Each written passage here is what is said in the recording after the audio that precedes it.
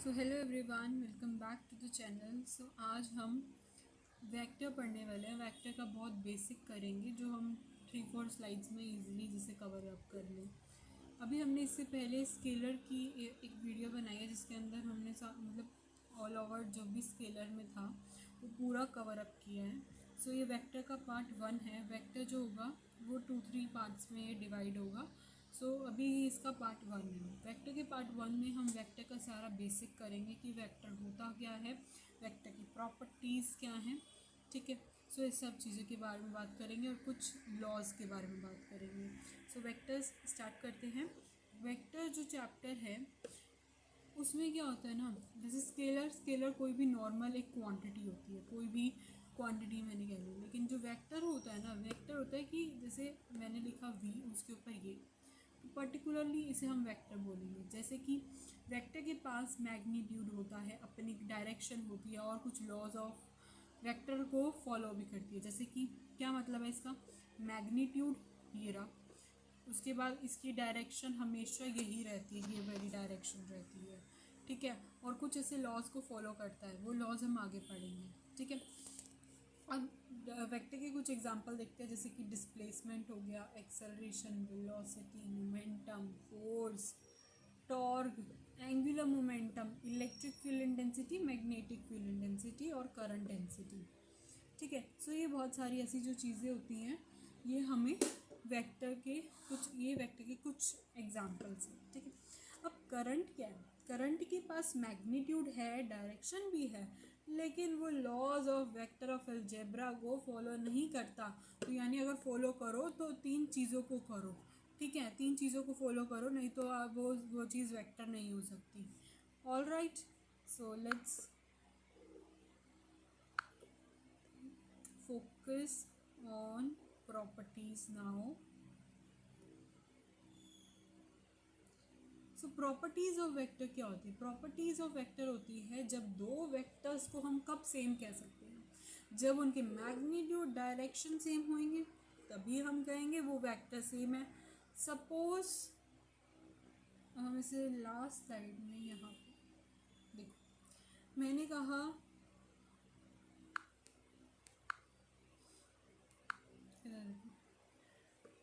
पहले तो इस बात को समझो कि अगर मैं यहाँ पे सीधा जाऊँगी तो ये मेरा होगा कि मैंने कितना डिस्टेंस कवर किया, ये मेरा डिस्टेंस है। मैं यहाँ से कहाँ से कोई भी शेप बना के कहीं पे भी जा रही हूँ, so this is my displacement. All right,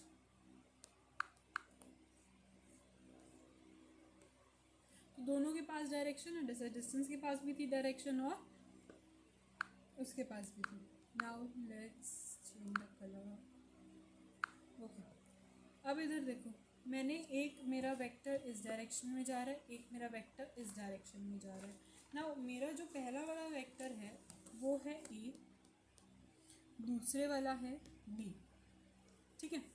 अब इन दो वेक्टर को मैं कब सेम कहूँगी, जब इनका जो डायरेक्शन और इनकी मैग्नीट्यूड है सेम है, यानी मैग्नीट्यूड 10-10, डायरेक्शन भी ऐसे, तभी ये दोनों मेरे वेक्टर क्या होंगे, same. So I will say ए जो इक्वल टू वेक्टर बी, ठीक है। अगर मैंने एक को 10 ले लिया, एक को मान लो 100 ले लिया, तो मेरे नॉट इक्वल हो जाएंगे, ठीक है। ये बात समझ में आई, ये था हमारा first. Now second is a vector changes if its magnitude, direction or both changes. ये क्या कह रहा है question, the question is saying that a vector changes, vector कब चेंज होगा, जब उसका मैग्नीट्यूड, उसकी डायरेक्शन या वो दोनों ही चेंज होगी, तो ऑफकोर्स वही चेंज होगा। जैसे मैंने अभी बताया कि अगर ये 10 सेंटीमीटर है, अगर ये 10 उसकी है यूनिट की और ये भी 10 यूनिट की है, तो ये दोनों सेम है। लेकिन मान लो अगर ये 10 की है और ये 5 की है, तो ये वेक्टर नहीं होंगे। लेकिन अगर ये 10 की है और ये भी 10 की है, तो they are vector. All right, now parallel transaction of a vector does not change a vector. इसका क्या मतलब है, पैरेलल ट्रांजैक्शन की वजह से वेक्टर जो है कभी चेंज नहीं होता। देखो, पैरेलल ट्रांजैक्शन मैंने कहा, यहाँ पे एक वेक्टर है, ये रहा वेक्टर, ठीक है, मैंने इसके इधर लिख दिया, मतलब सेम एज इट इज़ ऐसे इधर बना दिया। और ये मेरा कैसे बन जाएगा, अब मेरा ये डॉटेड बन जाएगा, इसे हमें स्मॉल करना पड़ेगा बिल्कुल। तो मेरा ये लाइटर हो गया, मतलब मैंने इसकी सेम कॉपी जब मैंने यहाँ पे ऐसे इसको कर दिया, तो जब मैंने इसकी कॉपी यहाँ पे बना दी, सो क्या हुआ, उससे उससे इसके लेंथ, मैग्नीट्यूड या डायरेक्शन पे तो कोई फ़र्क नहीं पड़ा, लेकिन जो उसका पैरेलल ट्रांजैक्शन था वेक्टर का, उस पर भी देखो कोई फ़र्क नहीं पड़ेगा। यहाँ पर चाहे जैसा मर्जी बनाओ और उसके बाद इधर हम ले आए उसे, तो उससे कोई फ़र्क नहीं पड़ता। मीन्स इसे कहने का क्या मतलब है, वेक्टर कब सेम होंगे, देखो यहाँ पे तो उसकी लेंथ मैग्नीट्यूड पे कोई फ़र्क ही नहीं पड़ा, तो क्यों वेक्टर चेंज होगा। वेक्टर तो तब चेंज होगा ना जब उसकी लेंथ, मैग्नीट्यूड, डायरेक्शन, इन सब चीज़ों पे क्या होगा, फ़र्क पड़ेगा, तो वो चेंज होएगा। अदरवाइज उस पर कोई फ़र्क नहीं पड़ेगा तो वेक्टर चेंज नहीं होगा। ऑल राइट, सो फोर्थ पॉइंट देखते हैं। फोर्थ पॉइंट क्या है, अगर हम एक वेक्टर को रोटेट करते हैं उसके मैग्नीट्यूड पे, तो मैग्नीट्यूड तो रिमेन अनचेंज, मैग्नीट्यूड तो अनचेंज रहता है, लेकिन जो वेक्टर है वो किसकी वजह से चेंज होगा, डायरेक्शन, किसकी वजह से, डायरेक्शन।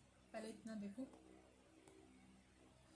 क्या कह रहे हैं कि अगर मान लो मेरे पास ऐसे है, ये एंगल बना हुआ, ये थीटा, ये वी, ये भी वी।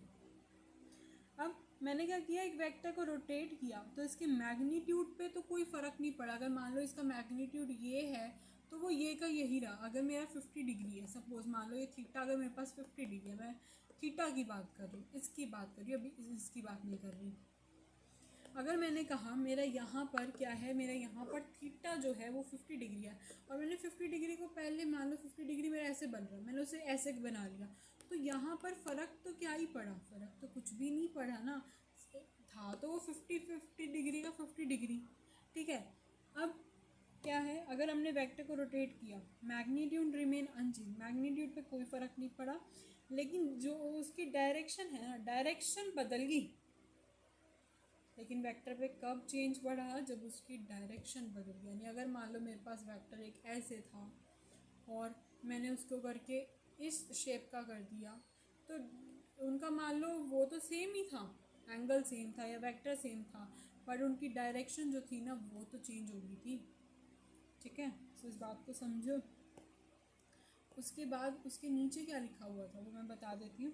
उसमें था कि vector undergoes a complete rotation, it remains unchanged. यानी आपने ऊपर पढ़ा कि अगर हमने एंगल को ऐसे कर दिया, हमने एंगल को चेंज किया तो वेक्टर पे फ़र्क पड़ा, लेकिन हमने वहीं अगर क्या लिया, एक वेक्टर को पूरे 360 एंगल पे घुमा दिया, पूरे 360 एंगल पे क्या कर दिया, घुमा दिया, सो उस पर वेक्टर पे कोई फ़र्क पड़ेगा नहीं, वेक्टर पे कोई फ़र्क नहीं पड़ेगा। जो यहाँ का जो थीटा होगा ना वो क्या होगा, n इंटू 360 होगा। यानी जब आप पूरा घुमा दो, चाहे कितनी भी बार आप उसको घुमा दो, n आप कोई भी नेचुरल नंबर ले लो और कितनी भी बार आप घुमा दो, उसके ऊपर कोई फ़र्क नहीं पड़ेगा, क्योंकि वो घूम के वही सेम पोजीशन बार बार अटेन करेगा। ठीक है, लेकिन उसकी तरह तो नहीं है, पहले ऐसे बना और फिर ऐसे बना, तो ये काम नहीं। ओके, तो यही है, चाहे रीड कर लेते हैं हम उसे।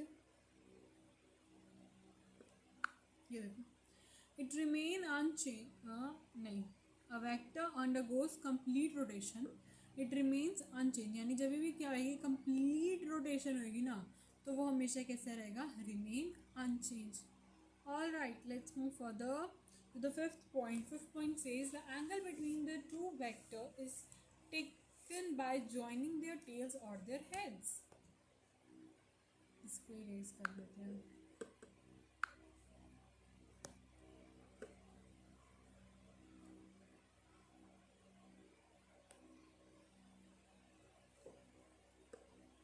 अब इधर देखो,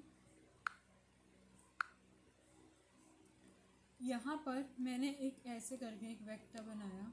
ठीक है, सपोज ये 100 डिग्री है और ये 80 पे है। ठीक है, एंड अब मैंने क्या किया, इसे डॉटेड बनाया ऐसे, ये अगर आपका 100 डिग्री हो गया, मैंने इसे यहाँ से टिल्ट किया इस तरफ, ध्यान से देखो, इस लाइन को देखो, ये जो यहाँ से आपका एंगल ये हिस्सा बन रहा था, मैंने इसे इधर घुमा के इसके इधर कर दिया, यानी ये यहाँ पर आपका 80 डिग्री बन रहा था, इसे मैंने जस्ट घुमाया और इधर आके इसे 80 डिग्री का बना दिया, इधर 80 डिग्री का बन गया। ऑलराइट, समझ आया? सो ये क्या है, angle between the vector is taken by joining their tails और their heads together to make angle match their tails. यानी जब भी अगर हमें एंगल बनाना है, कोई एंगल बना रहे हैं, तो उनके हमें क्या करना है, टेल को, जैसे अगर इस ये है यहाँ सीधा है, तो इसका जो टेल वाला पार्ट होगा वो ये होगा, और ये अगर यहाँ से सीधा है तो इसका टेल वाला पार्ट ये होगा। मतलब बेसिकली आपने यहाँ पे क्या किया, दो टेल्स को आपस में जॉइन करवाया है, दो टेल्स को आपस में यहाँ पे क्या करवाया है, जॉइन। ठीक है, अब आगे बढ़े, आगे बढ़ते हैं। Point, vector have direction and they cannot be added directly because you have to follow some laws. अब मैंने यहाँ पे लॉज नहीं लिखा, लॉज मैं भी आपको बताऊंगी कौन से लॉज की हम यहाँ पे बात करें। जैसे कि अगर मैं एस से डोनेट करूँ किसी स्केलर को मैंने एस से किया डोनेट, वेक्टर को मैंने वी से किया डोनेट। ठीक है, मैंने कहा अगर मैं स्केलर में स्केलर ऐड करूँगी तो मुझे स्केलर मिलेगा, तो मुझे क्या मिलेगा, स्केलर मिलेगा। ठीक है, अब मैंने कहा मैं स्केलर को स्केलर से मल्टीप्लाई करूँ तो भी स्केलर, स्केलर से स्केलर को डिवाइड करूँ तो भी स्केलर। ठीक है, और अगर मैंने वेक्टर को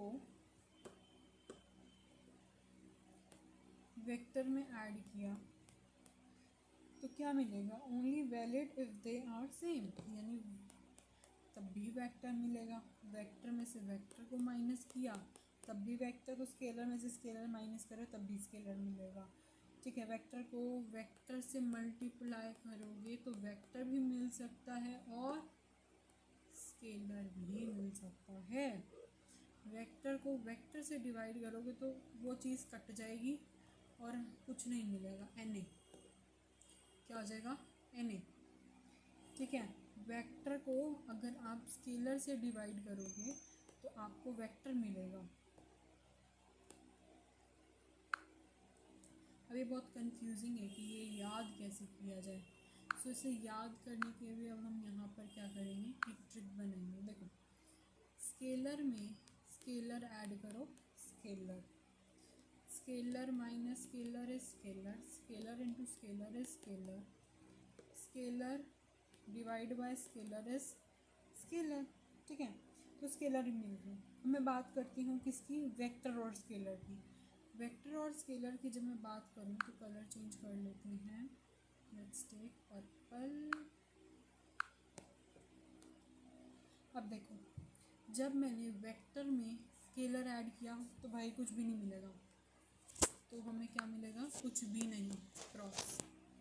उसके बाद मैंने वेक्टर में से स्केलर ऐड किया या माइनस किया तो मुझे कुछ भी नहीं मिलेगा वेक्टर में, लेकिन मैंने जब स्केलर किया तो वेक्टर मिलेगा। वेक्टर को जब मैंने स्केलर से डिवाइड किया तब भी मुझे वेक्टर ही मिलेगा। ठीक है, और बस, चलो now let's move forward a bit. Colour फिर से चेंज करेंगे, लेट्स टेक रेड। वेक्टर, अब हमारे पास सिंपल वेक्टर का केस आ गया। किसका केस आ गया, वेक्टर का केस आ गया। यानी अगर हम वेक्टर और वेक्टर को ऐड करेंगे तो हमें क्या मिलेगा, वेक्टर मिलेगा। वेक्टर में से वेक्टर को माइनस करेंगे तब भी वेक्टर मिलेगा। वेक्टर को मल्टीप्लाई करेंगे वेक्टर से तो डिपेंड्स करेगा, या वेक्टर मिल सकता है या स्केलर मिल सकता है, लेकिन जब हम वेक्टर को मल्टीप्लाई करेंगे स्केलर से तो तब हमें वेक्टर मिलेगा। अब हम क्या करेंगे, वेक्टर को वेक्टर से मल्टीप्लाई किया, हमें क्या मिला, वेक्टर या स्केलर। या वेक्टर को अगर हम डिवाइड करेंगे वेक्टर से तो हमें कुछ भी नहीं मिलेगा। ठीक है, so this was a laws of vector कि हम कैसे वेक्टर को ऐड कर सकते हैं, मल्टीप्लाई कर सकते हैं एंड ऑल दैट। और अब हम येलो कलर से ऊपर लिखेंगे लॉज ऑफ वेक्टर अलजेब्रा। इसके बेसिस पे जैसे कुछ क्वेश्चन है, जैसे can we add two physical quantity, क्या हम दो फिजिकल क्वांटिटीज़ को ऐड कर सकते हैं, मे और मी नॉट भी। क्योंकि यहाँ पर है स्केलर प्लस स्केलर तो स्केलर, लेकिन यहाँ पर स्केलर प्लस के अगर हम यहाँ पर स्केलर प्लस माइनस स्केलर करेंगे तो कुछ भी नहीं आएगा। ठीक है, तो maybe can we add two physical quantities, क्या हम दो फिजिकल क्वांटिटीज़ को ऐड कर सकते हैं, मे बी हाँ कर सकते हैं। ये देखो इधर देखो, तो ये इनमें तो ऐड हो रहा है लेकिन इसमें नहीं हो रहा। ये एक क्वेश्चन है, can we add physical quantities with same unit, same units के साथ हम उन्हें ऐड कर सकते हैं। हाँ सेम यूनिट होता तो हम ऐड कर सकते हैं। ये रहा एग्जाम्पल, ये रहा example. Can we add physical quantities with same dimensions, same dimension से ऐड कर सकते हैं। हाँ कर भी सकते हैं, नहीं भी कर सकते। और can we add two physical quantities having same units and dimensions, तो भी उसका आंसर है मे बी। मतलब जितने मैंने अभी तक क्वेश्चन बोले सभी का जो आंसर होगा मे बी। ऑलराइट, सो अब हम आगे देखते हैं, आगे हमसे क्या क्या है बताने के लिए। ओके, यहाँ तक हमने प्रॉपर्टीज़ तक सब कवर अप कर लिया। अब आगे आता है scalar. Area is a scalar, क्या एरिया इज अ स्केलर, ये स्केलर है। बट वाइल फाइंडिंग फ्लेक्स और current density we take it as a vector duality. मतलब एरिया तो क्या है, एरिया एक स्केलर है, लेकिन जब हम उसे क्या करेंगे, जब अगर हमें फ्लेक्स देखना हो, करंट देखना हो, डेंसिटी देखनी हो, तब हम उसे एक वेक्टर की तरह ट्रीट करते हैं। तो उसके पास दो क्या हो गए, नेचर हो गए, ड्यूअल नेचर हो गए, वेक्टर भी है और स्केलर भी है। ठीक है, कुछ ऐसी क्वांटिटीज़ होती है जो वेक्टर भी होती है और स्केलर भी होती है, तो उससे कह सकते हैं कि वो उसके पास एक ड्यूअल नेचर है। ठीक है, उसके बाद जो एरिया होता है ना, वो हमेशा क्या होता है ना, वेक्टर के परपेंडिकुलर होता है, normal to the surface. The direction of area vector is normal to the surface. जो एरिया वेक्टर जो है ना, वो हमेशा क्या होता है, सरफेस के नॉर्मल होता है, 90 डिग्री होता है। फ्लेक्स, अब यहाँ पे एक वर्ड आया था फ्लेक्स, इस फ्लेक्स को हम फ्लक्स कर देंगे क्योंकि ये अगेन एक एरर मिस्टेक है यहाँ पे।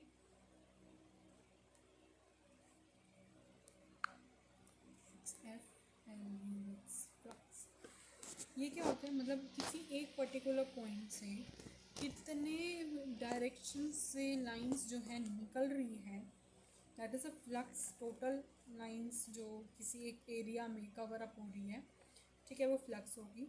फ्लक्स लाइन जो होती हैं वो किसी ना किसी एक पॉइंट से आती है, और कितनी टोटल लाइंस हैं जो क्रॉस कर रही हैं एक यूनिट एरिया को, मतलब एक पर्टिकुलर एरिया को कवर कर रही है, दैट इज़ अ फ्लक्स। अब कुछ छोटे एंगल्स को वेक्टर बोलते हैं, कुछ बड़े एंगल्स को स्केलर्स बोलते हैं। Small angle vectors, large angle scalars. ठीक है, अब एक नेक्स्ट टॉपिक हमारे पास आता है टेंसर। टेंसर क्या होता है चिल्ड्रन, टेंसर होता है does not fall strictly under scalar या वेक्टर। मतलब कुछ ऐसे और चीज़ें जो ना वेक्टर में है ना स्केलर में, उन्हें टेंसर बोल देते हैं। जिसमें वेक्टर स्केलर दोनों होता है वो ड्यूअल नेचर, उसे हम ड्यूअल नेचर बोलते हैं, उसे हम क्या बोलते हैं, ड्यूअल नेचर। लेकिन जो चीज़ ना वेक्टर में है ना स्केलर में है तो वो टेंसर हो जाता है। एंड टेंसर के कुछ एग्जांपल्स हैं, क्या एग्जांपल्स है देखो, stress, strain, surface tension, momentum of inertia. So ये ऐसी चीज़ें हैं जो टेंसर कहलाती हैं। ऑलराइट, सो ये सब चीज़ें थी जो हमारी स्केलर बदलाव। अब इससे इस स्लाइड को हम कर देते हैं इरेज, क्योंकि हमने इसे बहुत अच्छे तरीके से लिख लिया है, तो हम इसमें क्या ही करें। अब यहाँ पर एक बात समझ लो, ये एस और वी क्या है, यानी हमने यहाँ पर एक स्केलर लिया, एक वेक्टर लिए, एक स्पीड, एक velocity. Velocity is vector, speed is scalar. ठीक है, तो ये बात भी समझ आ गई। अब हमने यहाँ तक क्या पढ़ लिया वेक्टर के बारे में। वेक्टर क्या, वेक्टर के पास क्या होता है, magnitude, direction, laws of vector को ओबे करता है, हमेशा एरो साइन से डोनेट करते हैं। इसके पास बहुत सारी चीज़ें होती है, डिस्प्लेसमेंट, वेलोसिटी, एक्सेलरेशन, मोमेंटम। ठीक है, ये सब चीज़ें होती है। If you want to take the pic you can take. Let me erase this mess. Wait wait wait wait, इसके ऊपर भी एरो, इसके ऊपर भी एरो आता है। And this is your tensor, this is your dual nature, this is your properties. Let me highlight this all. Properties of vector, dual nature, and this is your tensor. ठीक है, बस ये सब चीज़ें इसके अंदर। अब ये क्या है,